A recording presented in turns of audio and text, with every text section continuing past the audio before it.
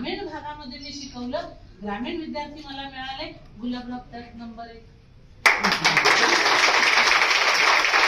त्यावेळेच्या खोडी काढणारे विद्यार्थी, त्यांची तक्रार करणारे 3 जण बसले.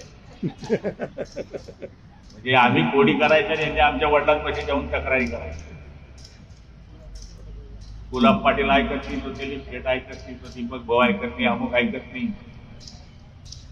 आणि घरी गेल्यानंतर मग त्याप्रमाणे प्रसाद पाहिजे बापाचा तसा भेटायचा. त्यावेळेस शिक्षकही वेगळे होते, वडीलही वेगळे होते. मी नेहमी शाळेचे कार्यक्रम ज्यावेळेस असतात त्यावेळी भाषणात सांगतो, त्यावेळेचा शिक्षकाला म्हणजे लक्षात येऊन जायचे की कुठे आले, शाळेत आले, कपडे, त्यांचं राहणीमान. त्यावेळेचा बाप सांगायचा, इतकं मार माझ्या बाबा पोराला, पुन्हा त्यांनी मस्ती नाही केली पाहिजे. आताचा बाप तसा राहिलेला नाहीये.